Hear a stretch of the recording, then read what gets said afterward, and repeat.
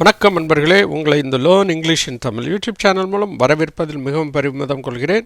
நீங்கள் இந்த சேனலுக்கு அளித்து வரும் ஆதரவுக்கு மிக்க நன்றி. நாம் இன்றைக்கி பார்க்க போகிறது என்னென்னா, முடிந்த முற்றுப்பெற்ற எதிர்காலம் என்றால் என்ன. இந்த வார்த்தை ரொம்ப கன்ஃபியூசிங்காக இருக்குது, ஆனால் இங்கிலீஷில் சொல்லும் போது ஈஸியாக புரியும். Past future perfect tense. அது என்ன sir past future perfect tense? Past tense கேள்விப்பட்டிருக்கோம், பாஸ்ட் பெர்ஃபெக்ட் கேள்விப்பட்டிருக்கோம், ஃப்யூச்சர் பெர்ஃபெக்ட் கேள்விப்பட்டிருக்கோம். பாஸ்ட் ஃப்யூச்சர் பெர்ஃபெக்ட் டென்ஸ் பற்றி கேள்விப்படலையே. இந்த வார்த்தை தாங்க புதுசாக இருக்குது, ஆனால் இதை ரொம்ப சுலபமான ஒன்று தான். பொதுவாக ஃப்யூச்சர் பெர்ஃபெக்ட் எப்படி வரும் அப்படின்னா, ரெண்டுக்கும் என்ன வித்தியாசம்? ஃப்யூச்சர் பெர்ஃபெக்ட்டுக்கும் பாஸ்ட் ஃப்யூச்சர் பெர்ஃபெக்ட்டுக்கும் என்ன வித்தியாசம்? இது தெரிஞ்சால் தாங்க உங்களால் அந்த சென்டென்ஸ் எப்படி அமைக்கிறதுங்கிறத பற்றி முழுமையாக தெரிஞ்சுக்கிட முடியும். ஷல் ஹேவ் அப்படின்னா ஃப்யூச்சர் பெர்ஃபெக்ட். ஒரு ஃப்யூச்சர் பெர்ஃபெக்ட் குறிக்கிறதுக்கு வர்ற முக்கியமான வார்த்தை shall have worked, shall have designed அப்படின்னு நம்ம சொல்லுவோம், ரைட்டா? அதே இது ஃப்யூச்சர் பெர்ஃபெக்டில் வரும்போது, பாஸ்ட் ஃப்யூச்சர் பெர்ஃபெக்டில் அது ஷுட் ஹேவ்னு மாறும், வில் ஹேவுங்கிறது வுட் ஹேவ்னு மாறும், அல்லது குட் ஹேவ்னு மாறும், ரைட்டா? இப்படி மாறும். இதுதான் பேசிக்.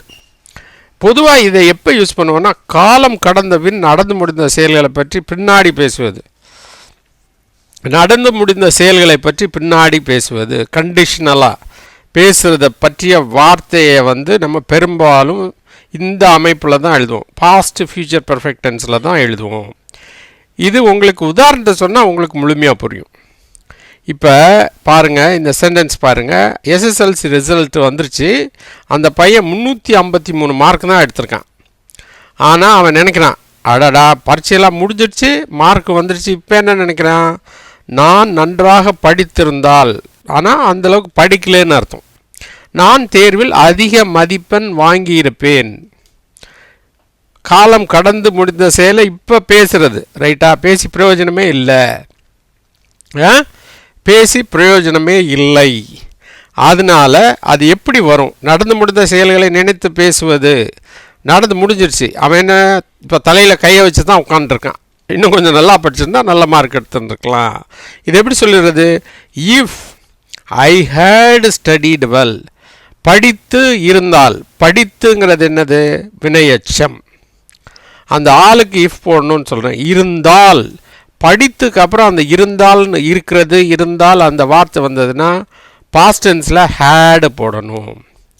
படித்துங்கிறது என்னது? பாஸ்ட் பார்ட்டிசிபிள், அதாவது வினை எச்சம். அது எப்படி வரும் அப்படின்னா ஸ்டடி, ஸ்டடீடு, ஸ்டடீடுன்னு வரும். அது எப்படிங்கிறத விளக்கியிருக்கேன். I would have scored good marks. ரெண்டாவது சென்டென்ஸில் என்ன சொல்லியிருக்கான்? நான் அதிக மதிப்பெண் எடுத்து இருப்பேன், வாங்கி இருப்பேன். வாங்கிறதுக்கு என்னது? ஸ்கோர்டு. ஏன்னா அதுதான் என்னது? வினை எச்சம், பார்ட்டிசிபிள், பாஸ்ட் பார்ட்டிசிபிள். வுட் ஹேவ்ங்கிறது என்னது? இருப்பேன், வாங்கி இருப்பேன், ரைட்டா?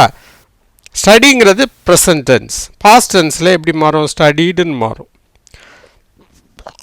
பாஸ்ட் பார்ட்டிசிபிள் வரும்போதும் ஸ்டடீடு தான். அடுத்து என்ன? படி.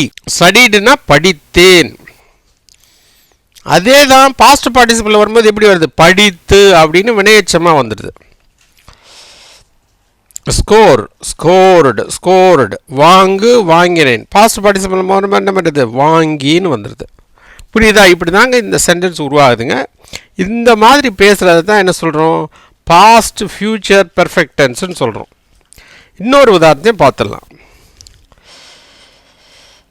இது என்னது? அந்த பஸ் வந்துச்சு, பஸ்ஸில் எல்லோரும் ஏறி போயிட்டாங்க. ஆனால் என்ன நடக்குது? நீ பஸ் வருவதற்கு முன்னால் உன்னுடைய புத்தக பையை தயாராக வைத்திருக்கணும். ஆனால் அந்த பொண்ணு புத்தக பையை தயாராக வச்சிருக்கிறதுனால என்ன ஆயிடுச்சு? பஸ்ஸை மிஸ் பண்ணிடுச்சு. இது நடந்து முடிந்த செயலை இப்போ பேசுகிறாங்க, ரைட்டா? அப்போ எப்படி வரணும்? You should have packed your school bag, ரைட்டா? எப்போ? பிஃபோர் த பஸ் கேம், ரைட்டா? முடிஞ்சு போச்சு. இந்த மாதிரி வரும். ப்ரெசன்ட் டென்ஸில் என்னது? பேக். பாஸ்ட் டென்ஸ்னால் பேக்டு, பாஸ்ட் பார்ட்டிசிபிள் வினையெச்சம் பேக்டு. தமிழில் வரும்போது ப்ரெசன்ட் டென்ஸில் எடுத்து வை, பாஸ்ட்டில் எடுத்து வைத்தேன், பாஸ்ட் பார்ட்டிசிபிள் வினையெச்சம் இல்லையா, அப்படி வரும்போது என்ன ஆச்சு, எடுத்து வைத்து அப்படிங்கிற பாஸ்ட் பார்ட்டிசிபிள் வரும்போது வினையெச்சமாக மாறி வருது. அதோட அர்த்தம் இப்படி தான் வரும். ரைட்டா? அடுத்து ஒரு உதாரணத்தையும் பார்த்துடலாம். 6 மணிக்கு, நான் காலை 6 மணிக்கு முன்னால் வீட்டிலிருந்து கிளம்பி இருக்கணும். கிளம்புனியா? கிளம்பலை. அதனால் என்னாச்சு, அந்த அந்த அந்த ஆள் வந்து தன்னோட ஃப்ளைட்டை மிஸ் பண்ணிட்டாரு. இதை எப்படி, நடந்து முடிந்த செயல் நடந்து முடிஞ்சிடுச்சு, ஃப்ளைட்டு போயிடுச்சு, எல்லாமே பாஸ்டில் நடந்திருக்கு. ரைட்டா? எப்போ சொல்லுவார், I should have started from home before 6 o'clock this morning.